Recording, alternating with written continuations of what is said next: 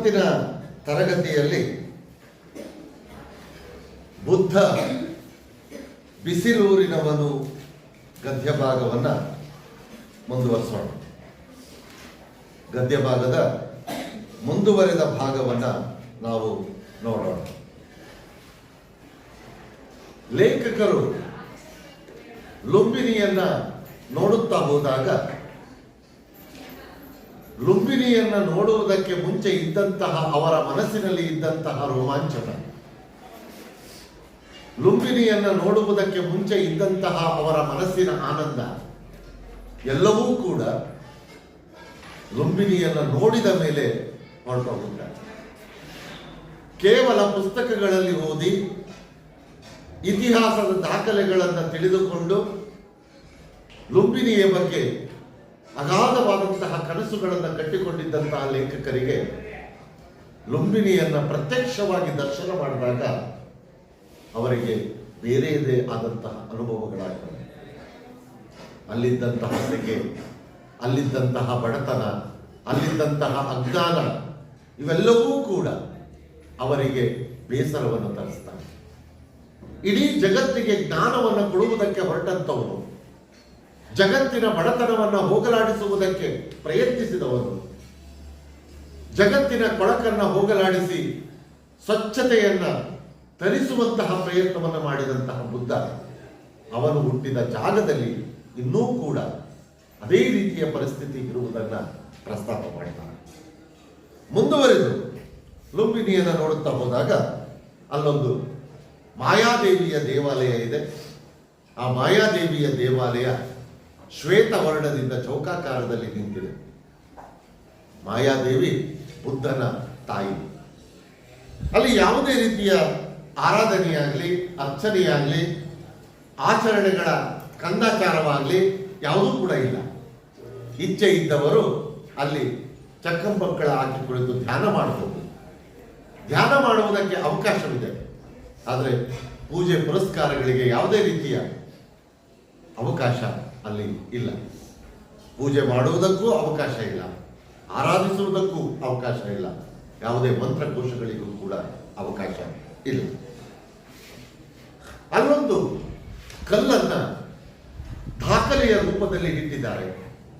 ಆ ಕಲ್ಲು ಬುದ್ಧ ಹುಟ್ಟಿದ ಸ್ಥಳ ಎಂಬ ಅಂಶವನ್ನು ತಿಳಿಸಿಕೊಡುತ್ತೆ. ನಿಜವಾಗಿ ಆ ಕಲ್ಲು ಬುದ್ಧ ಹುಟ್ಟಿದ ಸಾಕ್ಷಿಯನ್ನು ಹೇಳುತ್ತೋ ಇಲ್ಲವೋ ಗೊತ್ತಿಲ್ಲ. ಆದರೆ ಆ ಕಲ್ಲು ಬುದ್ಧ ಹುಟ್ಟಿದ್ದ ಈ ಜಾಗ ಅನ್ನುವುದನ್ನು ಹೇಳ್ತಾ ಹೋಗುತ್ತೆ. ಅದನ್ನೇ ಎಲ್ಲರೂ ಕೂಡ ನಂಬಿದ್ದಾರೆ. ಯಾಕೆ ಇಂತಹ ದಾಖಲೆಗಳನ್ನು ಇಡುವಂತಹ ಪ್ರಯತ್ನವನ್ನು ಮಾಡ್ತಾರೆ ಅಂದರೆ, ನಮ್ಮ ಜನಗಳಿಗೆ ಏನಾದರೊಂದು ವಿಷಯವನ್ನು ನಂಬುವುದಕ್ಕೆ ಇಂತಹ ಒಂದು ದಾಖಲೆಗಳು ಅನಿವಾರ್ಯವಾಗಿ ಬೇಕಾಗುತ್ತೆ. ಯಾವುದೇ ದಾಖಲೆಗಳಿಲ್ಲದೆ ಕೇವಲ ಕಥೆಯನ್ನು ಹೇಳಿದ್ರೆ ಯಾರೂ ಕೂಡ ನಂಬುವಂತಹ ಪ್ರಯತ್ನವನ್ನು ಮಾಡುವುದಿಲ್ಲ. ಹಾಗಾಗಿ ಆ ಜಾಗ ಬುದ್ಧ ಹುಟ್ಟಿದಂತಹ ಒಂದು ಅಂಶವನ್ನು ತಿಳಿಸಿಕೊಡುತ್ತಾರೆ. ಆ ನಂತರದಲ್ಲಿ ಲೇಖಕರು ಹಿಂತಿರುಗಿ ನೋಡ್ತಾರೆ. ಮನೆ ಮಂದಿಯೆಲ್ಲ ಪದ್ಮಾಸನ ಹಾಕಿ ಧ್ಯಾನಿಸುತ್ತಾ ಕುಳಿತಿದ್ದಾರೆ. ಆಗ ಅವರ ಮಗಳು ಕನಸು ಹೇಳ್ತಾಳೆ, ಯಾವುದಾದರೊಂದು ದೌರ್ಬಲ್ಯವನ್ನು, ದುರ್ಗುಣವನ್ನು ಇಲ್ಲಿ ಬಿಟ್ಟು ಬಿಡುವುದು ಉಚಿತ. ಏಕೆಂದರೆ ಇದು ಗೌತಮನು ಜನಿಸಿದ ಪವಿತ್ರವಾದ ಜಾಗ. ಏನಾದರೂ ಶಪಥ ಮಾಡು ಎಂದಳು ಕನಸು ಪುಟ್ಟಿ. ಲೇಖಕರಿಗೆ ಹೇಳ್ತಾಳೆ, ಬುದ್ಧ ಹುಟ್ಟಿದಂತಹ ಒಂದು ಪವಿತ್ರವಾದಂತಹ ಜಾಗಕ್ಕೆ ನಾವು ಬಂದಿದ್ದೇವೆ. ಹಾಗಾಗಿ ನೀನು ಈ ಜಾಗಕ್ಕೆ ಬಂದಂತಹ ನೆನಪಿಗಾಗಿ ಏನಾದರೊಂದು ಶಪಥವನ್ನು ಮಾಡಬೇಕು. ನಿನ್ನಲ್ಲಿರುವಂತಹ ಯಾವುದಾದರೊಂದು ಕೆಟ್ಟ ಗುಣವನ್ನು ಬಿಟ್ಬಿಡ್ತೀನಿ ಅನ್ನುವಂತಹ ಪ್ರತಿಜ್ಞೆಯನ್ನು ಮಾಡು ಅಂತ ಕೇಳ್ಕೊಳ್ತಾನೆ. ಅದಕ್ಕೆ ಲೇಖಕರು, ನಾನು ಇಂಥ ಶಪಥಗಳಲ್ಲಿ ನಂಬಿಕೆ ಇಲ್ಲದವನು, ಆದ್ದರಿಂದ ಜಾಗರೂಕನಾಗಿ ಶಪಥ ಮಾಡಿದೆ. ಇನ್ನು ಮುಂದೆ ಅನಗತ್ಯವಾಗಿ ಕೋಪಿಸಿಕೊಳ್ಳುವುದಿಲ್ಲ ಎಂದೆ. ಅನಗತ್ಯವಾಗಿ ಕೋಪಿಸಿಕೊಳ್ಳುವುದಿಲ್ಲ ಎಂಬ ಮಾತನ್ನು ಹೇಳ್ತಾರೆ. ಅಂದ್ರೆ ಅದರ ಅರ್ಥ ಅಗತ್ಯವಾಗಿ ಕೋಪಿಸ್ಕೊಳ್ತೀನಿ, ಅಗತ್ಯ ಬಿದ್ದಾಗ ಕೋಪ ಮಾಡ್ಕೊಳ್ತೇನೆ, ಆದರೆ ಸುಮ್ಮನೆ ಕೋಪ ಮಾಡ್ಕೊಳ್ಳೋದಿಲ್ಲ ಅಂತ. ಸಾಮಾನ್ಯವಾಗಿ ಪ್ರತಿಯೊಬ್ಬರೂ ಕೂಡ ಕೋಪ ಮಾಡ್ಕೊಳ್ಳೋದೆ ಏನಾದರೂ ಅನಿವಾರ್ಯ ಪರಿಸ್ಥಿತಿಗಳು ಉಂಟಾದಾಗ, ಯಾರು ಕೂಡ ಸುಮ್ಮನೆ ಕೋಪ ಮಾಡ್ಕೊಳ್ಳೋದಿಲ್ಲ. ಹೀಗೆ ಎಚ್ಚರಿಕೆಯಿಂದ ಮಗಳಿಗೆ ಉತ್ತರವನ್ನು ಕೊಡ್ತಾರೆ. ಅದಕ್ಕೆ ಮಗಳು ಹೇಳ್ತಾರೆ, ಈ ನಿನ್ನ ಶಪಥದಲ್ಲಿ ಅನಗತ್ಯ ಎಂಬ ಪದ ಅಗತ್ಯವಿರಲಿಲ್ಲ ಎಂದಳು. ಅದಕ್ಕೆ ಲೇಖಕರು, ಕೆಟ್ಟದ್ದನ್ನು ತ್ಯಜಿಸಲು ಮತ್ತು ಒಳ್ಳೆಯದನ್ನು ಮಾಡಲು ಎಲ್ಲ ಕಾಲ ಮತ್ತು ಎಲ್ಲ ಜಾಗಗಳು ಸೂಕ್ತವೆ. ತನ್ನೊಳಗೆ ಗಟ್ಟಿ ಇಲ್ಲದವ ಮಾತ್ರ ಗುಂಟು ನೆಪಗಳನ್ನು ಹುಡುಕುತ್ತಾನೆ. ನಮ್ಮಲ್ಲಿರುವಂತಹ ಕೆಟ್ಟ ಗುಣಗಳನ್ನು ಬಿಡಬೇಕು, ತ್ಯಜಿಸಬೇಕು ಅಂದರೆ ಯಾವುದೋ ಒಂದು ಪವಿತ್ರವಾದ ಸ್ಥಳಕ್ಕೆ ಬರಬೇಕು ಅಂತ ಏನಿಲ್ಲ, ಅಥವಾ ಯಾವುದೋ ಒಂದು ಪ್ರಮುಖವಾದಂತಹ ದಿನ ಬರಬೇಕು ಅಂತ ಏನಿಲ್ಲ. ನಮ್ಮಲ್ಲಿ ಕೆಲವರು ಆ ಥರದ ಭಾವನೆ ಉಳ್ಳಂತಹ ಜನಗಳಿರ್ತಾರೆ. ಈ ಸಾರಿ ಹೊಸ ವರ್ಷ ಬಂದ್ಬಿಡ್ಲಿ, ನಾನು ಕಂಪ್ಲೀಟ್ ಚೇಂಜ್ ಆಗ್ಬಿಡ್ತೀನಿ ಅಂತ. ಇನ್ನು ಕೆಲವರು ಈ ಸಾರಿ ನನ್ನ ಬರ್ಡೇ ಬರಲಿ, ಅಲ್ಲಿಂದ ನಾನು ಕಂಪ್ಲೀಟ್ ಚೇಂಜ್ ಆಗ್ಬಿಡ್ತೀನಿ ಅಂತ. ಹೀಗೆ ಕುಂಟು ನೆಪಗಳನ್ನು ಹೇಳಿಕೊಂಡು ಮುಂದೂಡಿಕೊಂಡು ಹೋಗುವಂತಹ ಯಾರೂ ಕೂಡ ಬದಲಾವಣೆಯಾಗುವುದಕ್ಕೆ ಸಾಧ್ಯವೇ ಇಲ್ಲ. ಅದಕ್ಕೆ ಬಸವಣ್ಣ ಹೇಳಿದ್ದು, ನಾಳೆ ಬಪ್ಪುದು ಇಂದೇ ಬರಲಿ, ಇಂದು ಬಪ್ಪುದು ಈಗಲೇ ಬರಲಿ ಅಂತ. ನಮಗೆ ಅನ್ನಿಸಿದಾಗ ಏನಾದರೂ ಒಂದು ತ್ಯಜಿಸಬೇಕು ಅನ್ನುವ ತೀರ್ಮಾನಕ್ಕೆ ಬಂದಾಗ ಆ ತಕ್ಷಣವೇ ನಾವು ತೀರ್ಮಾನವನ್ನು ತೆಗೆದುಕೊಂಡು ತ್ಯಜಿಸುವಂತಹ ಪ್ರಯತ್ನವನ್ನು ಮಾಡಬೇಕೇ ವಿನಃ ಯಾವುದೋ ದಿನಗಳಿಗಾಗಿ ಕಾಯುವುದರಿಂದ ಯಾವ ಅರ್ಥವೂ ಕೂಡ ಇಲ್ಲ. ಮಾಯಾದೇವಿ ದೇವಾಲಯದ ಹೊರಾವರಣದ ಹಸಿರು ಉದ್ಯಾನವನ ಗೌತಮನ ಜನನಕ್ಕೆ ಸೂಕ್ತವಾದ ಪರಿಸರದಂತಿದೆ. ಹಸಿರು ಸಮೃದ್ಧಿಯ ಸಂಕೇತ.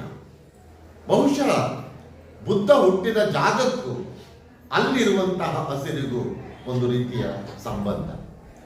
ಜಗತ್ತಿಗೆ ಸಮೃದ್ಧಿಯನ್ನು ಕೊಡುವುದಕ್ಕೆ ಹೊರಟಂತವನು ಬುದ್ಧ.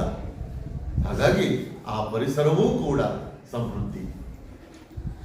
ಹುಟ್ಟಿಗೆ ಹಸಿರನ್ನೇ ಆಯ್ಕೆ ಮಾಡಿಕೊಂಡಿರುವ ಗೌತಮ ನಿಜಕ್ಕೂ ಅದೃಷ್ಟಶಾಲಿ. ಹುಟ್ಟಿದ ಜಾಗ ಹಸಿರಿನಿಂದ ಕೂಡಿರುವಂತಹ ಒಂದು ಉದ್ಯಾನವನ. ಅಂತಹ ಹಸಿರಿನ ವಾತಾವರಣದಲ್ಲಿ ಬುದ್ಧ ಜನನವನ್ನು ಪಡಿತಾನೆ. ಹಾಗಾಗಿ ಬುದ್ಧ ಮುಂದೆಯೂ ಕೂಡ ಜಗತ್ತಿಗೆ ಸಮೃದ್ಧಿಯನ್ನು ಕೊಡುವುದಕ್ಕೆ ಹೊರಡ್ತಾನೆ. ಅಲ್ಲೊಂದು ಬುದ್ಧನ ಮಾತಿದೆ, ಬುದ್ಧನ ವ್ಯಾಖ್ಯೆ. ಬುದ್ಧ ಹೇಳಿದಂತಹ ಮಾತನ್ನ ಅಲ್ಲಿ ಬರೆದಿದ್ದಾರೆ. ಓ ಆನಂದ, ನನ್ನ ಕಾಲವಾದ ನಂತರ ಮುಂದಿನ ದಿನಗಳಲ್ಲಿ ಶ್ರದ್ಧಾಳುಗಳು ಈ ಸ್ಥಳಕ್ಕೆ ನಂಬಿಕೆ, ಕುತೂಹಲ ಹಾಗೂ ಭಕ್ತಿಯಿಂದ ಬರುತ್ತಾರೆ. ನಾನು ಸತ್ತು ಹೋದ ನಂತರ, ಮರಣವನ್ನಪ್ಪಿದ ನಂತರ ಈ ಜಾಗಕ್ಕೆ ಜನ, ನನ್ನ ಧರ್ಮದ ಅನುಯಾಯಿಗಳು, ನನ್ನ ಅನುಯಾಯಿಗಳು ಈ ಜಾಗಕ್ಕೆ ನಂಬಿಕೆ, ಕುತೂಹಲ ಹಾಗೂ ಭಕ್ತಿಯನ್ನು ಇಟ್ಟುಕೊಂಡು ಬರ್ತಾನೆ. ನನ್ನ ಜನ್ಮಸ್ಥಳವಾದ ಲುಂಬಿನಿಯು ಆಧ್ಯಾತ್ಮಿಕ ಶಿಸ್ತಿನ ಹಾಗೂ ಅತ್ಯಂತಿಕ ಶಾಂತಿಯ ಮಾರ್ಗವಾಗುತ್ತದೆ. ಬುದ್ಧ ಅತ್ಯಂತ ಶಾಂತಿಯನ್ನು ಕೊಡುವಂತಹ ಸ್ಥಳ ಆಗಬೇಕು, ಹಾಗೆ ಧಾರ್ಮಿಕ ಶಿಸ್ತಿನ ಕೇಂದ್ರ ಆಗಬೇಕು ಅನ್ನುವಂತಹ ಬುದ್ಧ ಹೇಳಿದಂತಹ ಮಾತನ್ನ ಅಲ್ಲಿ ನಾವು ನೋಡಬಹುದು. ಇದು ಬುದ್ಧನ ವ್ಯಾಖ್ಯೆ, ಬುದ್ಧ ಹೇಳಿದಂತಹ ಮಾತು. ಬುದ್ಧನ ಬಾಲ್ಯದ 7 ಪ್ರಥಮ ಹೆಜ್ಜೆಗಳು ಇಲ್ಲಿ ಮೂಡಿವೆ. ಬುದ್ಧನ ಹೆಜ್ಜೆಗಳು, ಬುದ್ಧ ಓಡಾಡಿದಂತಹ ಜಾಗ, ಬುದ್ಧ ನಡೆದಾಡಿದಂತಹ ಪ್ರದೇಶ, ಹುಟ್ಟಿ ಬೆಳೆದಂತಹ ಪ್ರದೇಶ. ಹಾಗಾಗಿ ಬುದ್ಧನ ಹೆಜ್ಜೆಗಳನ್ನು ಕಾಣಬಹುದು. ಸಾಕ್ಯ ದೊರೆ ಶುದ್ಧೋಧನನ ಮಡದಿ ಮಾಯಾದೇವಿ ತನ್ನ ತವರೂರಾದ ದೇವದಾಹಕ್ಕೆ ಪ್ರಸವಕ್ಕೆಂದು ಪ್ರಯಾಣಿಸುತ್ತಿದ್ದಾಗ ವೈಶಾಖ ಶುದ್ಧ ಪೂರ್ಣಿಮೆಯೆಂದು, ಅಂದರೆ ಕ್ರಿಸ್ತಪೂರ್ವ 623 ಗೌತಮನಿಗೆ ಜನ್ಮ ಕೊಟ್ಟಳು ಎನ್ನುತ್ತದೆ ಪ್ರತೀತಿ. ಇದು ಐತಿಹಾಸಿಕ ದಾಖಲೆ. ಸಾಕ್ಯ ವಂಶದ ದೊರೆ ಶುದ್ಧೋಧನ, ಶುದ್ಧೋಧನನ ಮಡದಿ ರಾಣಿ ಮಾಯಾದೇವಿ. ಅವಳು ಗರ್ಭಿಣಿಯಾಗಿ ಹೆರಿಗೆಗಾಗಿ ತನ್ನ ತವರೂರಾದಂತಹ ದೇವದಾಹ ಅನ್ನುವ ಊರಿಗೆ ಹೋಗುವಂತಹ ಸಂದರ್ಭದಲ್ಲಿ ಮಾರ್ಗ ಮಧ್ಯದಲ್ಲಿ ಗೌತಮನಿಗೆ, ಬುದ್ಧನಿಗೆ ಜನ್ಮವನ್ನು ಕೊಡ್ತಾಳೆ. ಅದು ಕ್ರಿಸ್ತಪೂರ್ವ 23ನೇ ಇಸ್ವಿ. ಬುದ್ಧ ಸುಮಾರು 2647 ವರ್ಷಗಳ ಹಿಂದೆ ಬದುಕಿದ್ದವನು, ಹುಟ್ಟಿದವನು. ಸನಿಹದಲ್ಲಿರುವ ಪುಷ್ಕರಣಿಯಲ್ಲಿ ಹೆರಿಗೆಗೆ ಮುನ್ನ ಮಿಂದಳೆಂದು ನಂಬಿಕೆ. ಮಾಯಾದೇವಿಯ ದೇವಾಲಯದ ಮುಂಭಾಗದಲ್ಲಿ ಒಂದು ಪುಷ್ಕರಣಿ, ಕಲ್ಯಾಣಿ ಇದೆ. ಹೆರಿಗೆಗೆ ಮುಂಚೆ ಆ ಒಂದು ಕಲ್ಯಾಣಿಯಲ್ಲಿ ಸ್ನಾನವನ್ನು ಮಾಡಿದಳು ಅನ್ನುತ್ತದೆ ನಮ್ಮ ಇತಿಹಾಸ.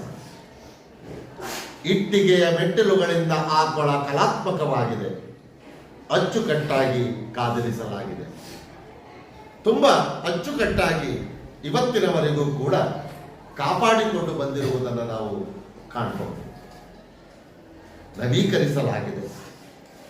ಈ ಪುಷ್ಕರಣಿಯ ಉತ್ತರ ಬದಿಯಲ್ಲಿ ಅಶೋಕ ಸ್ತಂಭವಿದೆ.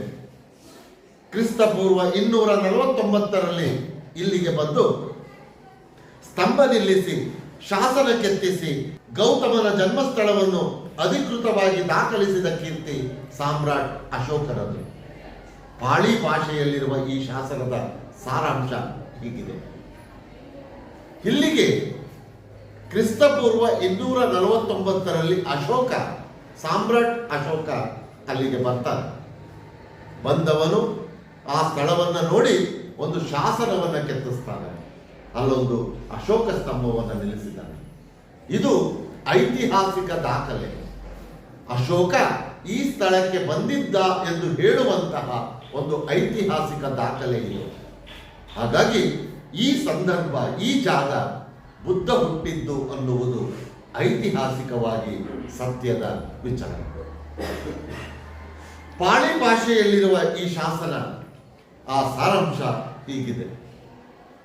ದೇವನಾಂಪ್ರಿಯನಾದ ಚಕ್ರವರ್ತಿ ಅಶೋಕನು ತನ್ನ ಆಳ್ವಿಕೆಯ 20ನೆಯ ವರ್ಷದಲ್ಲಿ ಸ್ವತಃ ಶಾಕ್ಯಮುನಿ ಬುದ್ಧನು ಜನಿಸಿದ ಈ ಸ್ಥಳಕ್ಕೆ ಭೇಟಿ ಇದ್ದುದರ ಗುರುತಾಗಿ ಇಲ್ಲಿ ಒಂದು ಕಲ್ಲಿನ ಕಂಬವು ಸ್ಥಾಪಿಸಲ್ಪಟ್ಟಿತು. ಭೇಟಿ ಕೊಟ್ಟಂತಹ ನೆನಪಿಗಾಗಿ ಒಂದು ಕಲ್ಲಿನ ಕಂಬವನ್ನು ಸ್ಥಾಪನೆ ಮಾಡಲಾಗಿದೆ. ಮಹಾಮುನಿಯಾದ ಬುದ್ಧನು ಈ ಲುಂಬಿನಿ ಗ್ರಾಮದಲ್ಲಿ ಜನಿಸಿದ್ದ ಕಾರಣಕ್ಕಾಗಿ ಈ ಗ್ರಾಮದ ಕರವು ಅದರ 8ನೇ 1 ಭಾಗಕ್ಕೆ ಕಮ್ಮಿ ಮಾಡಲ್ಪಟ್ಟಿತು. ಬುದ್ಧ ಈ ಜಾಗದಲ್ಲಿ ಜನಿಸಿದ್ದ ಅನ್ನುವಂತಹ ನೆನಪಿಗಾಗಿ ಒಂದು ನಿರ್ಧಾರವನ್ನು ಅಶೋಕ ಕೈಗೊಳ್ತಾರೆ. ಏನು? 8ನೇ 1 ಭಾಗ ಕರವನ್ನ, ಕರ ಅಂದ್ರೆ ತೆರಿಗೆ ಅಂತ ಅರ್ಥ. ಮೊನ್ನೆ ಮಧ್ಯವಾರ್ಷಿಕ ಪರೀಕ್ಷೆಯಲ್ಲಿ ಈ ಪದವನ್ನು ಕೇಳಲಾಗಿತ್ತು. ಕರ ಅಂದ್ರೆ ತೆರಿಗೆ ಅಂತ ಒಂದು ಅರ್ಥ, ಇನ್ನೊಂದು ಅರ್ಥ ಕೈ ಅಂತ. ಇಲ್ಲಿ ನೀವು ತೆರಿಗೆ ಅಂತ ತಗೋಬೇಕು. 8ನೇ 1 ಭಾಗ ಅಂದ್ರೆ 8 ರೂಪಾಯಿ ತೆರಿಗೆಯನ್ನು ವಿಧಿಸಿದ್ದಾರೆ ಅಂದ್ರೆ ಆ 8 ರೂಪಾಯಿಯಲ್ಲಿ 1 ರೂಪಾಯಿಯನ್ನು ಕಡಿಮೆ ಮಾಡೋದು. 8ನೇ 1 ಭಾಗ ತೆರಿಗೆಯನ್ನ ಈ ಜಾಗದಲ್ಲಿ ಬುದ್ಧ ಹುಟ್ಟಿದ್ದ ಅನ್ನೋ ನೆನಪಿಗಾಗಿ ಆ ಸ್ಥಳದ ತೆರಿಗೆಯನ್ನ ಅಶೋಕ ಕಡಿಮೆ ಮಾಡ್ತಾನೆ. ಇದರ ಜೊತೆಗೆ ಬುದ್ಧ ಅದೇ ಜಾಗದಲ್ಲಿ ಜನಿಸಿದ್ದ ಅನ್ನುವುದಕ್ಕೆ ಅಶೋಕನ ಈ ಶಾಸನ ದಾಖಲೆಯನ್ನು ಕೊಟ್ಟರೆ, ಮತ್ತೊಂದು ಪ್ರವಾಸ ಕಥನದ ಕೃತಿಯೂ ಕೂಡ ಈ ದಾಖಲೆಯನ್ನ ತಿಳಿಸುತ್ತಾರೆ. ಚೀನಿ ಯಾತ್ರಿಕ ಹೂಯನ್ ಸಾಂಗನ ಪ್ರವಾಸಾನುಭವದಲ್ಲೂ ಈ ಜನ್ಮಸ್ಥಳದ ಬಗ್ಗೆ ಆಧಾರಗಳಿವೆ. ಚೀನಿಯ ಪ್ರವಾಸಿಗನಾದಂತಹ ಹೂಯನ್ ಸಾಂಗ್ ಈ ಲುಂಬಿನಿಗೆ ಭೇಟಿ ಕೊಟ್ಟಿರ್ತಾನೆ. ಭೇಟಿ ಕೊಟ್ಟಂತಹ ಅನುಭವಗಳನ್ನು ತನ್ನ ಕೃತಿಯಲ್ಲಿ ದಾಖಲಿಸಿದ್ದಾನೆ. ಲುಂಬಿನಿಗೆ ಜಗತ್ತಿನೆಲ್ಲೆಡೆಯಿಂದ ಎಲ್ಲ ಧರ್ಮಗಳ ಜನರು ಪ್ರವಾಹದಂತೆ ಹರಿದು ಬರುತ್ತಾರೆ. ಲುಂಬಿನಿಯನ್ನು ನೋಡುವುದಕ್ಕೆ, ಬುದ್ಧ ಹುಟ್ಟಿದಂತಹ ಜಾಗವನ್ನು ವೀಕ್ಷಿಸುವುದಕ್ಕೆ, ದರ್ಶಿಸುವುದಕ್ಕೆ ಪ್ರಪಂಚದ ಎಲ್ಲ ಜಾಗಗಳಿಂದಲೂ ಕೂಡ ಇವತ್ತು ಅಲ್ಲಿಗೆ ಬರ್ತಾರೆ. ಎಲ್ಲ ಶ್ರೀಸಾಮಾನ್ಯರ ತಾಕಲಾಟ, ದಿಗ್ಭ್ರಮೆ, ಸಂಕಟಗಳ ಪ್ರತೀಕವಾದ ಗೌತಮನನ್ನು ನೆನೆಯುತ್ತಾರೆ. ಅವನು ಮಾತ್ರ 2500 ವರ್ಷಗಳ ಹಿಂದೆ ಧ್ಯಾನಕ್ಕೆ ಕುಳಿತವನು ಇನ್ನು ಹಾಗೆಯೇ ಕುಳಿತು ಮೌನಿಯಾಗಿದ್ದಾನೆ. ಯಾರ ಪ್ರಶ್ನೆಗೂ ಉತ್ತರಿಸುತ್ತಿಲ್ಲ. ಎಲ್ಲರೂ ಕೂಡ ಬಂದವರು ಅಲ್ಲಿ ಧ್ಯಾನವನ್ನು ಮಾಡ್ತಾರೆ, ಬುದ್ಧನನ್ನು ನೆನೀತಾರೆ. ಆದರೆ 2500 ವರ್ಷಗಳ ಹಿಂದೆ ಧ್ಯಾನಕ್ಕೆ ಕುಳಿತಂತಹ ಬುದ್ಧ ಇನ್ನೂ ಧ್ಯಾನವನ್ನು ಮಾಡುತ್ತಿದ್ದಾನೆಯೇ ವಿನಃ ಯಾರಿಗೂ ಉತ್ತರವನ್ನು ಕೊಡುವಂತಹ ಪ್ರಯತ್ನವನ್ನ ಮಾಡ್ತಾರೆ. ಹೀಗೆ 27 ಕಿಲೋಮೀಟರ್ ಚಲಿಸಿದ ಮೇಲೆ ಕಪಿಲವಸ್ತು ಕಾಣಿಸಿತು. ಅದನ್ನೀಗ ಲಾರ್ಕೋಟ್ ಅನ್ನುತ್ತಾರೆ. ಈಗ ಅದರ ಹೆಸರನ್ನು ಬದಲಾವಣೆ ಮಾಡಿದ್ದಾರೆ, ಲಾರ್ಕೋಟ್ ಅಂತ ಹೇಳ್ತಾರೆ. ಅದು ಅವತ್ತು ಕಪಿಲವಸ್ತು ಅನ್ನುವಂತಹ ಹೆಸರನ್ನ ಪಡ್ಕೊಂಡಿತ್ತು. ಸಾಧಾರಣವಾದ ಹಳ್ಳಿ ಅದು. ಹಳ್ಳಿಯನ್ನು ಹಾದು ಮುಂದೆ ಹೋದರೆ ಲುಂಬಿನಿಯಲ್ಲಿ ಕಾದಿರಿಸಿರುವಂಥದ್ದೇ ಒಂದು ವಿಶಾಲ ಉದ್ಯಾನವನ. ಅಲ್ಲೊಂದು ಉದ್ಯಾನವನವನ್ನ ಕಾದಿರಿಸಿ ಇಟ್ಟಿದ್ದಾರೆ. ಆ ಲುಂಬಿನಿಯಲ್ಲಿ ಒಂದು ಉದ್ಯಾನವನ ಇದೆ. ಈ ಉದ್ಯಾನವನದಲ್ಲಿ ಶುದ್ಧೋಧನನ ಅರಮನೆ ಇತ್ತಂತೆ ಅನ್ನುವ ಕಥೆಯನ್ನ ಅಲ್ಲಿಯ ಜನ ಹೇಳ್ತಾರೆ. ಐತಿಹಾಸಿಕ ವಿಷಯಗಳನ್ನು ಹೇಳುವಂತಹ ಗೈಡ್ಗಳು ಕೂಡ ಈ ವಿಷಯವನ್ನ ಹೇಳ್ತಾ ಹೋಗ್ತಾರೆ. ಇಲ್ಲಿ ಬುದ್ಧ ಬದುಕಿದ ಬಾಳಿದಂತಹ ಅರಮನೆ ಇತ್ತು ಅಂತ. ಪುಳಕಿತನಾಗಿ ಆ ಉದ್ಯಾನವನವನ್ನು ಹೊಕ್ಕೆ ಗೌತಮನು ಬಾಲ್ಯ ಮತ್ತು ಯೌವನವನ್ನು ಕಳೆದ ಅಪೂರ್ವ ಜಾಗ. ಗೌತಮ ಬಾಲ್ಯ ಮತ್ತು ಯೌವನ ಸುಮಾರು 28 ವರ್ಷಗಳ ಕಾಲ ಬದುಕಿ ಬಾಳಿದಂತಹ ಒಂದು ಪವಿತ್ರವಾದಂತಹ ಜಾಗ. ಅಂತಹ ಜಾಗವನ್ನ ಲೇಖಕರು ನೋಡುತ್ತಾ ಹೋಗ್ತಾರೆ. ಗೌತಮನು ಬುದ್ಧನಾಗುವ ಮೊದಲು, ಸಿದ್ಧಿಯ ಅರ್ಥ ಗಳಿಸಿ ಸಿದ್ಧಾರ್ಥನಾಗುವ ಮೊದಲು 29 ವರ್ಷಗಳ ಕಾಲ ರಾಜಕುಮಾರನಾಗಿದ್ದ ಪರಿಸರ ಇದು. ರಾಜನಾಗುವುದಕ್ಕೆ ಮುಂಚೆ ಸುಮಾರು 29 ವರ್ಷಗಳ ಕಾಲ, ಬುದ್ಧನಾಗುವುದಕ್ಕೆ ಮುಂಚೆ ಸುಮಾರು 29 ವರ್ಷಗಳ ಕಾಲವನ್ನು ಕಳೆದ ಒಂದು ಪವಿತ್ರವಾದಂತಹ ಜಾಗ ಈ ಉದ್ಯಾನವನ. ಅರಮನೆಯ ವಿವಿಧ ಪ್ರಾಂಗಣಗಳನ್ನು ಊಹಿಸಬಹುದಾದ ಇಟ್ಟಿಗೆಯ ಅರೆಬರೆ ಆಕೃತಿಗಳು, ವಿನ್ಯಾಸಗಳು ಸಾವಿರಾರು ವರ್ಷಗಳ ಕಥೆಯನ್ನು ಹೇಳುತ್ತವೆ. ಅಲ್ಲೊಂದು ಅರಮನೆ ಇತ್ತು ಅನ್ನುವಂತಹ ಕಥೆಯನ್ನು ಅಲ್ಲಿಯ ಜನ ಹೇಳ್ತಾರೆಯೇ ವಿನಃ ಆದರೆ ವಾಸ್ತವವಾಗಿ ಅಲ್ಲಿ ಯಾವ ಅರಮನೆಯೂ ಇಲ್ಲ. ಅಲ್ಲಿ ಇರುವಂಥದ್ದು ಏನು? ಕೇವಲ 2 ಅಡಿ 3 ಅಡಿ ಎತ್ತರದ ಇಟ್ಟಿಗೆಯಿಂದ ಮಾಡಿರುವಂತಹ ಗೋಡೆಗಳು. ಆ ಗೋಡೆಗಳೇ ಅರಮನೆಯ ಕಥೆಯನ್ನು ಹೇಳ್ತಾ ಹೋಗ್ತವೆ. ಇಲ್ಲಿ ಅರಮನೆ ಇತ್ತು, ಈಗ ಅದೆಲ್ಲವೂ ಕೂಡ ನಾಶ ಆಗಿದೆ, ಅದರ ಅಲ್ಪ ಸ್ವಲ್ಪ ಗೋಡೆಗಳು ಮಾತ್ರ ಉಳಿದಿದ್ದಾವೆ ಅನ್ನುವ ಕಥೆಯನ್ನ ಅವತ್ತಿನಿಂದ ಇವತ್ತಿನವರೆಗೆ ಅಲ್ಲಿಯ ಜನಗಳು ಹೇಳ್ಕೊಂಡು ಬರ್ತಿದ್ದಾರೆ. ಆದರೆ ನಿಜವಾಗಿ ಅಲ್ಲಿ ಯಾವ ಅರಮನೆಯೂ ಕೂಡ ಇಲ್ಲ. ಅಲ್ಲಿ ಅರಮನೆ ಇತ್ತು ಅನ್ನುವುದು ನಿಜವೇ ಆಗಿದ್ರೆ ಆ ಜಾಗದಲ್ಲಿ ಸುಮಾರು 29 ವರ್ಷಗಳ ಕಾಲ ಬುದ್ಧ ಅರಮನೆಯಿಂದ ಹೊರಗೆ ಬರದೆ ಅರಮನೆಯೊಳಗೆ ಕಾಲ ಕಳೆದಿರ್ತಾರೆ. ಇದು ಲೇಖಕರಿಗೆ ತುಂಬಾ ಆನಂದದಾಯಕವಾದಂತಹ ವಿಷಯವಾಗಿ ಆ ಅರಮನೆಯ ಆ ಜಾಗವನ್ನ ನೋಡ್ತಾ ಹೋಗ್ತಾರೆ. ಕಥೆಯನ್ನು ಬಾಲ್ಯದಲ್ಲಿ ಕೇಳಿ ಕಲ್ಪಿಸಿಕೊಂಡು ಆನಂದಿಸಿದ್ದವರಿಗೆ ಇವು ಬರಿಯ ಇಟ್ಟಿಗೆಯ ಮುರುಕು ಗೋಡೆ ಅನ್ನಿಸುತ್ತವೆ. ಕಾಲ ಅದೆಷ್ಟು ನಿರ್ಗುಣ ಮತ್ತು ಕ್ರೂರವೆಂದರೆ ಅದು ಒಳಿತನ್ನು ಕೆಡುಕನ್ನು ಸಮಸಮವಾಗಿ ಸಮಗೊಳಿಸುತ್ತದೆ. ಯಾವುದನ್ನು ಬಿಡೋದಿಲ್ಲ ಅಂತ. ಒಳ್ಳೆಯದನ್ನೂ ನಾಶ ಮಾಡುತ್ತೆ, ಕೆಟ್ಟದ್ದನ್ನು ಕೂಡ ನಾಶ ಮಾಡಿಬಿಡುತ್ತೆ.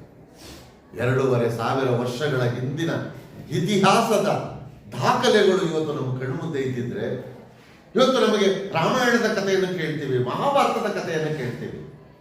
ರಾಮಾಯಣದ ರಾಮನ ಅರಮನೆ ಅಯೋಧ್ಯೆಯಲ್ಲಿ ಇದ್ದಿದ್ರೆ, ಮಹಾಭಾರತದ ಆ ಒಂದು ಭೀಮ ದುರ್ಯೋಧನರ ಅರಮನೆಗಳು ಇದ್ದಿದ್ರೆ ಇವತ್ತು ನಮಗೆ ನೋಡುವುದಕ್ಕೆ ಎಷ್ಟೊಂದು ಆನಂದವಾಗ್ತದೆ. ಆದರೆ ಯಾವುದೂ ಕೂಡ ಉಳಿದಿಲ್ಲ.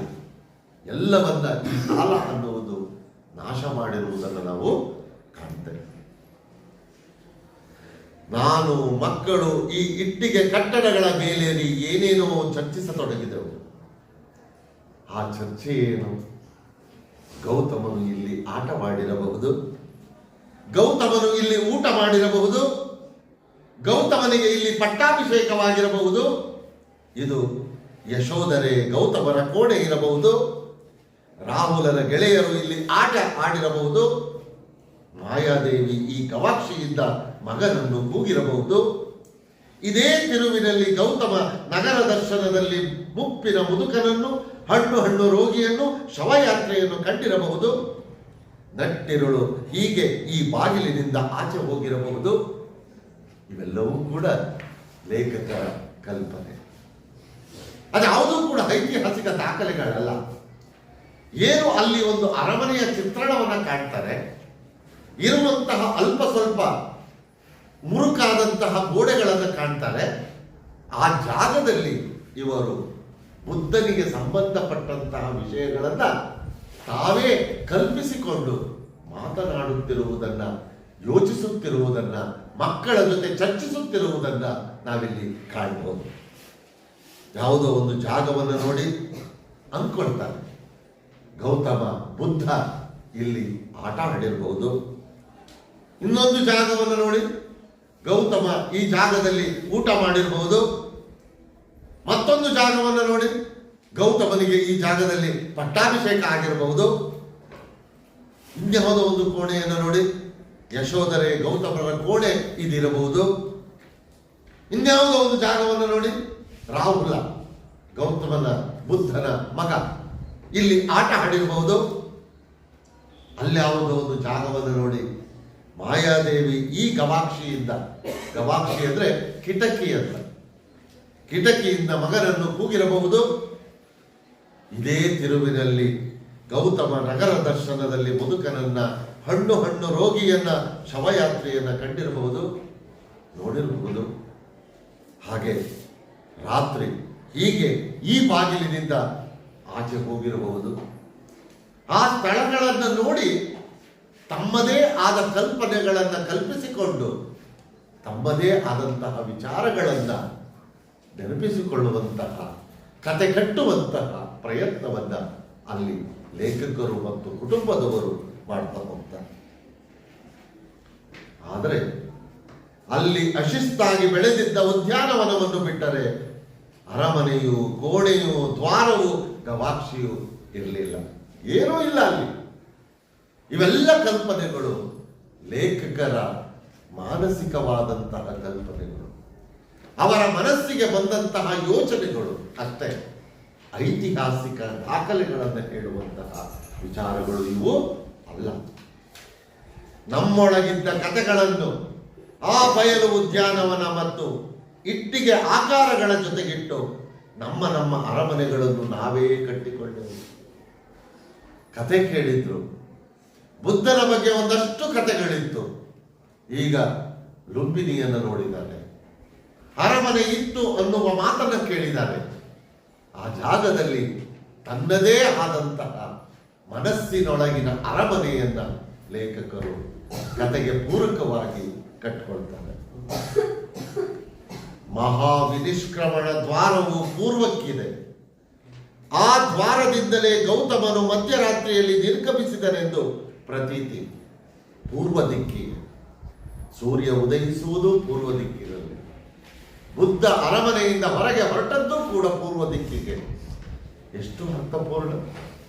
ಪೂರ್ವಕ್ಕೆ ಸೂರ್ಯನನ್ನು, ಜ್ಞಾನವನ್ನು ಹುಡುಕಿ ಹೋದದ್ದು. ಒಂದು ಕಡೆ ಪೂರ್ವ ದಿಕ್ಕಿನಲ್ಲಿ ಸೂರ್ಯ ಉದಯಿಸ್ತಾನೆ, ಸೂರ್ಯ ಬೆಳಕಿನ ಸಂಕೇತ. ಬುದ್ಧನೂ ಕೂಡ ಅರಮನೆಯಿಂದ ಆಚೆ ಹೋದದ್ದು ಜ್ಞಾನವನ್ನ ಹುಡುಕಿಕೊಂಡು, ತನ್ನ ಮನಸ್ಸಿನಲ್ಲಿ ಸುಡುತ್ತಿದ್ದಂತಹ ಪ್ರಶ್ನೆಗಳಿಗೆ ಉತ್ತರಗಳನ್ನು ಹುಡುಕಿಕೊಂಡು ಅವನು ಬೆಳಕಿನ ಕಡೆಗೆ ಹೋಗ್ತಾನೆ.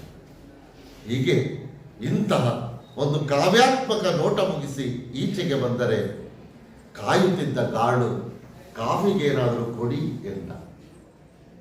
ಹೀಗೆ ಆ ಉದ್ಯಾನವನವನ್ನು ಪ್ರವೇಶಿಸಿ ತನ್ನದೇ ಆದಂತಹ ಕಲ್ಪನೆಗಳನ್ನ, ತನ್ನದೇ ಆದಂತಹ ಅರಮನೆಗಳನ್ನ, ತನ್ನದೇ ಆದಂತಹ ಕಥೆಗಳನ್ನ ಕಟ್ಟಿಕೊಂಡು ಆ ಕಾವ್ಯಾತ್ಮಕವಾದಂತಹ ಲೋಕದಿಂದ ಹೊರಗೆ ಬಂದಾಗ ತಕ್ಷಣ ಅವರನ್ನ ಒಬ್ಬ ಕೇಳ್ತಾನೆ. ಅಲ್ಲಿ ಬಾಗಿಲನ್ನ ಕಾಯುತ್ತಿದ್ದಂತಹ ಆ ಗಾರ್ಡು ಕಾಫಿಗೆ ಏನಾದರೂ ಕೊಡಿ ಅಂತ. ಇದು ನಮ್ಮಂತಹ ದೇಶಗಳಲ್ಲಿ ಕಾಣುವಂತಹ ಸ್ಥಿತಿ. ಬಹುಶಃ ಭಾರತ ದೇಶದಲ್ಲಿ ಇವತ್ತು ಎಷ್ಟೋ ಐತಿಹಾಸಿಕ ಸ್ಮಾರಕಗಳಿದ್ದಾವೆ. ಐತಿಹಾಸಿಕ ಸ್ಮಾರಕಗಳನ್ನು ನೋಡಿಕೊಳ್ಳುವುದಕ್ಕೆ ಒಬ್ಬೊಬ್ಬ ಗಾರ್ಡು ಸಹ ಇದ್ದಾರೆ. ಪ್ರತಿಯೊಂದು ಕಡೆಯಲ್ಲಿಯೂ ಕೂಡ ಒಬ್ಬೊಬ್ಬರು ಇಬ್ಬಿಬ್ಬರು ಗಾರ್ಡ್ಗಳು ಇರ್ತಾರೆ. ಆದರೆ ಭಾರತದಂತಹ ದೇಶದಲ್ಲಿ ಆ ಗಾರ್ಡ್ಗಳು ಕೇವಲ ಕಾಯುವಂತಹ ಕೆಲಸವನ್ನು ಮಾಡ್ತಾರೆಯೇ ವಿನಃ ಅಲ್ಲಿಯ ಸ್ಥಳದ ಬಗ್ಗೆ ಸ್ವಲ್ಪವೂ ಕೂಡ ಮಾಹಿತಿಯನ್ನ ತಿಳಿದುಕೊಳ್ಳದೆ ಬದುಕ್ತಾರೆ. ಆದರೆ ವಿದೇಶಗಳಲ್ಲಿ ಇಂತಹ ಪರಿಸ್ಥಿತಿ ಇಲ್ಲ. ಈ ಗಾರ್ಡು ಅನ್ನುವಂತಹ ಪದ ಬಂದಿರುವಂಥದ್ದು ಗೈಡ್ ಅನ್ನುವ ಪದದಿಂದ. ಇಂಗ್ಲಿಶಿನಲ್ಲಿ ಗೈಡ್ ಅಂತ ಹೇಳ್ತಾರೆ. ಪಾಶ್ಚಿಮಾತ್ಯರಲ್ಲಿ ಇಂತಹ ಐತಿಹಾಸಿಕ ಸ್ಮಾರಕಗಳನ್ನ ನೋಡಿಕೊಳ್ಳುವಂತಹ ಗಾರ್ಡ್ಗಳು ಅಲ್ಲಿ ಗೈಡ್ಗಳು ಕೂಡ ಆಗಿರ್ತಾರೆ. ಆ ಸ್ಥಳದ ಬಗ್ಗೆ ಸಂಪೂರ್ಣವಾದಂತಹ ಮಾಹಿತಿಯನ್ನ ತಿಳಿದುಕೊಂಡಿರ್ತಾರೆ. ಯಾರಾದರೂ ಆ ಸ್ಥಳದ ಬಗ್ಗೆ ಏನಾದರೂ ಪ್ರಶ್ನೆಯನ್ನ ಕೇಳಿದ್ರೆ ಅವರು ಆ ಸ್ಥಳದ ಬಗ್ಗೆ ಸಂಪೂರ್ಣವಾದಂತಹ ಮಾಹಿತಿಯನ್ನು ಕೊಡ್ತಾರೆ. ಅಲ್ಲಿ ನಮಗೆ ಯಾವುದೇ ಗೈಡ್ಗಳ ಅವಶ್ಯಕತೆ ಇಲ್ಲ, ಅವರನ್ನೇ ಕೇಳಿದ್ರೆ ಸಾಕು, ಒಂದು ಸಂಪೂರ್ಣವಾದಂತಹ ಮಾಹಿತಿಗಳನ್ನ ಕೊಡ್ತಾರೆ. ಆದರೆ ನಮ್ಮಂತಹ ದೇಶಗಳಲ್ಲಿ ಗಾರ್ಡ್ಗಳು ಗೈಡ್ಗಳಾಗಿರಲ್ಲ, ಕೇವಲ ಸ್ಥಳವನ್ನ ಕಾಯುವವರು, ನೋಡಿಕೊಳ್ಳುವವರಾಗಿರ್ತಾರೆಯೇ ವಿನಃ ಆ ಸ್ಥಳದ ಬಗ್ಗೆ ಸ್ವಲ್ಪವೂ ಮಾಹಿತಿಯನ್ನ ತಿಳಿಯದವರಾಗಿರ್ತಾರೆ. ಹಾಗಾಗಿ ಇಲ್ಲಿಯವರಿಗೆ ಮಾಹಿತಿ ಇಲ್ಲ.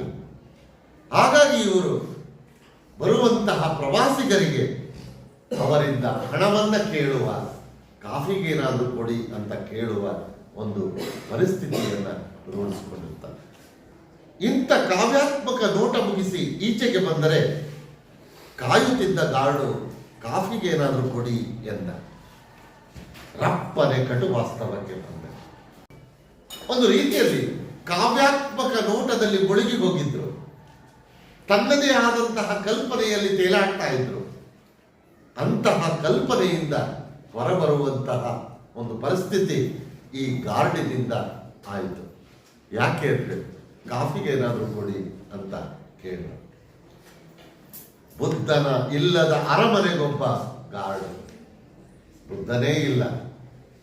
ಬಹುಶಃ ಬುದ್ಧ ಇದ್ದಿದ್ರೆ ಕಾಫಿಗೇನಾದರೂ ಕೊಡಿ ಅಂತ ಯಾರು ಕೇಳಕ್ ಸಾಧ್ಯವೇ ಆಗ್ತಿರ್ಲಿಲ್ಲ. ಯಾರೇ ಇದ್ದರೂ ಕೂಡ ಅದಕ್ಕೆ ಅವಕಾಶವನ್ನು ಬುದ್ಧ ಕೊಡ್ತಿರ್ಲಿಲ್ಲ. ನೋಡಿ, ಅಲ್ಲಿರುವಂತಹ ಸ್ಥಳದ ಮಹಿಮೆಯೇ ಬೇರೆ, ಚಿತ್ರಣವೇ ಬೇರೆ, ವಿಚಾರವೇ ಬೇರೆ. ಈಗ ಅಲ್ಲಿರುವಂತಹ ವ್ಯಕ್ತಿಗಳ ವ್ಯಕ್ತಿತ್ವವೇ ಬೇರೆ ಅಂತ. ಅವನೊಡ್ಡಿದ ರಿಜಿಸ್ಟರ್ನಲ್ಲಿ ವಿವರ ದಾಖಲಿಸಬೇಕಂತೆ. ಆ ರಿಜಿಸ್ಟರ್ ಕೂಡ 2,500 ವರ್ಷಗಳಷ್ಟು ವಯಸ್ಸಾಗಿದ್ದಂತೆ ದಡ ಮುರಿದಿತ್ತು. ಅಷ್ಟು ಹಳೆದಾಗಿತ್ತು. ಯಾರು ಓದುತ್ತಾರೆ ಅನ್ನಿಸಲಿಲ್ಲ. ಅಚ್ಚ ಕನ್ನಡದಲ್ಲಿ ನನ್ನ ಅನಿಸಿಕೆಗಳನ್ನು ಬರೆದೆ. ಬಕ್ಷೀಸು ಪಡೆದ ಗಾರ್ಡು ಇದು ಯಾವ ಭಾಷೆ ಅಂತ ಕೂಡ ತಲೆ ಕೆಡಿಸಿಕೊಳ್ಳದೆ ಮತ್ತೊಬ್ಬ ಪ್ರವಾಸಿಗರಂತ ನಡೆದ. ಕೇಳೋದಕ್ಕೆ ಅವರಿಗೆ ಇದರ ಬಗ್ಗೆ ಯಾವ ಚಿಂತನೆಯೂ ಇಲ್ಲ, ಯೋಚನೆಗಳೂ ಇಲ್ಲ. ಯಾವ ಭಾಷೆ ಇದು, ಇವರೆಲ್ಲಿಂದ ಬಂದಿದ್ದಾರೆ, ಯಾವ ಕುತೂಹಲವೂ ಇಲ್ಲದೆ ಇನ್ನೊಬ್ಬರ ಬಳಿಗೆ ಹೋಗಿ ಮುಜುಗರವೂ ಇಲ್ಲದೆ ಹಣವನ್ನ ಕಾಫಿಗೆ ಅಂತ ಕೇಳುವುದನ್ನು ನಾವಿಲ್ಲಿ ಗಮನಿಸಬಹುದು. ಹೀಗೆ ಕಪಿಲ ವಸ್ತುವಿನಿಂದ ಹೊರಟು ಅನೇಕ ಪ್ರಾಚೀನ ಸ್ಮಾರಕಗಳನ್ನು ನೋಡುತ್ತಾ ಹೋದರು. ಗಾಢವಾಗಿ ಹಚ್ಚುತ್ತಿದ್ದು ಗೌತಮನ ಇಲ್ಲದ ಅರಮನೆ ಮತ್ತು ನಾವೇ ಕಟ್ಟಿಕೊಂಡ ಕಲ್ಪನೆಯ ಅರಮನೆ ಮಾತ್ರ. 2 ಚಿತ್ರಣಗಳು ಏಕಕಾಲದಲ್ಲಿ ಅವರ ಮನಸ್ಸಿನಲ್ಲಿ ಮೂಡಿಕೊಳ್ಳುತ್ತವೆ. ಒಂದು, ಅಲ್ಲಿ ಪ್ರತ್ಯಕ್ಷವಾಗಿ ನೋಡಿದಂತಹ ಗೌತಮ ಇಲ್ಲದಂತಹ ಒಂದು ಅರಮನೆ, ಮುರುಕು ಗೋಡೆಗಳ ಒಂದು ಅರಮನೆ. ಇನ್ನೊಂದು, ತಾವು ಮನಸ್ಸಿನಲ್ಲಿ ಕಟ್ಟಿಕೊಂಡಂತಹ ಕಾವ್ಯಾತ್ಮಕವಾದಂತಹ ಅರಮನೆ. ಇವೆರಡೇ ಇವರ ಮನಸ್ಸಿನಲ್ಲಿ ಶಾಶ್ವತವಾಗಿ ಹಚ್ಚೊತ್ತಿದ್ದು ಉಳಿದಿದ್ದು. ಎಷ್ಟೇ ಸ್ಮಾರಕಗಳನ್ನು ನೋಡಿದರೂ ಕೂಡ ಅದು ಅವರಿಗೆ ಅಷ್ಟೊಂದು ಖುಷಿ, ಆನಂದವನ್ನ ಕೊಡಲಿಲ್ಲ.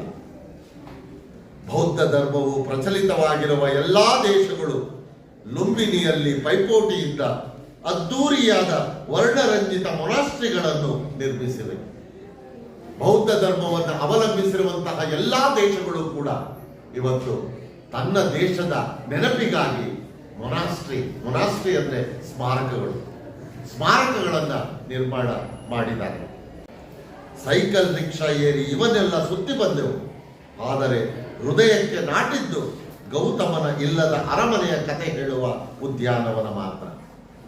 ಅದೊಂದು ಜಾಗ ಇವರಿಗೆ ಹೆಚ್ಚು ಹಿಡಿಸುತ್ತೆ, ಅದೊಂದು ಅವರ ಮನಸ್ಸಿಗೆ ನಾಟುತ್ತೆ. ಗೌತಮ ಇಲ್ಲದೆ ಇರುವಂತಹ ಅರಮನೆಯ ಕಥೆಯನ್ನ ಹೇಳುವಂತಹ ಆ ಒಂದು ಜಾಗ, ಅದೊಂದು ಬಿಟ್ರೆ ಇನ್ಯಾವೂ ಕೂಡ ಅವರಿಗೆ ಬಹಳ ಇಷ್ಟ ಆಗಲಿಲ್ಲ.